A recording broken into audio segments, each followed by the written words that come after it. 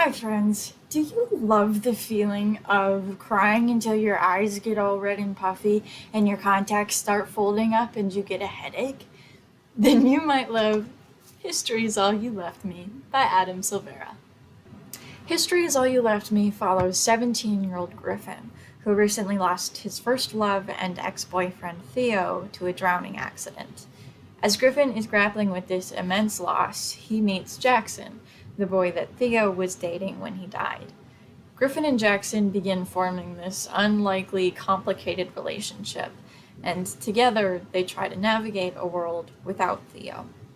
And if you're still not convinced that you're going to need a box of Kleenexes to read this book, let me read to you the first paragraph.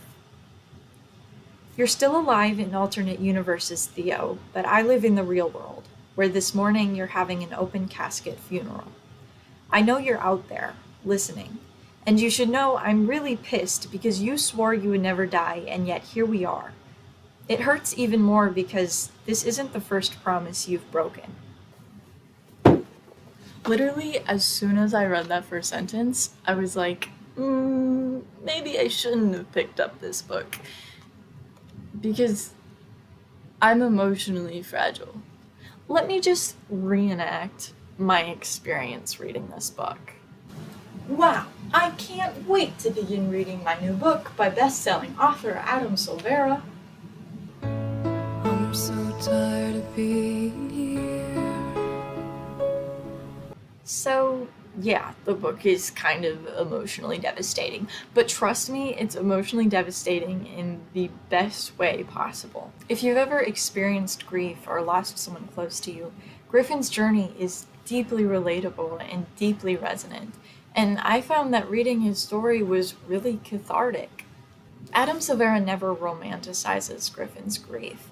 He writes about it in a way that is so raw and real, making this book one of the best depictions of grief that I've ever read.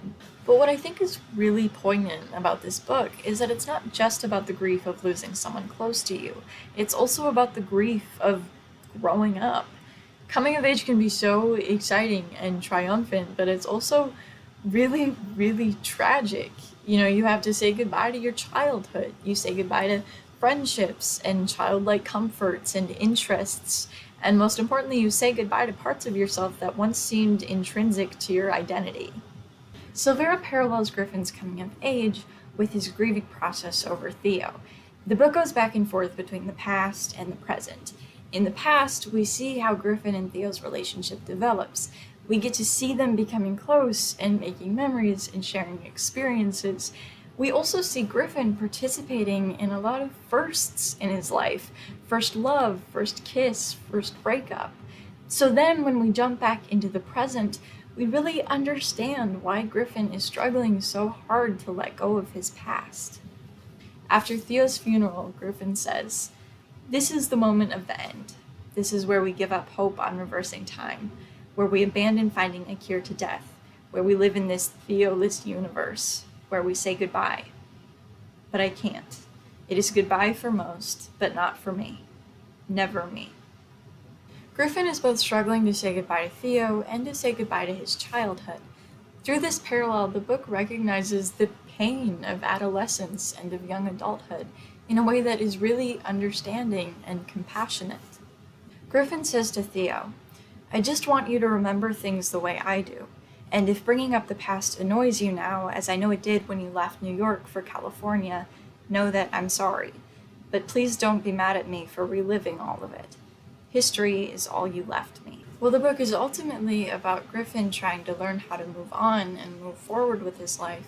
It also sends the message that growing up is hard, and if you can't let go of your past just yet, it's okay. And if you're still feeling that grief of growing up, then it's okay to read a book that will make you cry until your eyes get puffy and your contacts fold and you get a headache. Just remember to stay hydrated.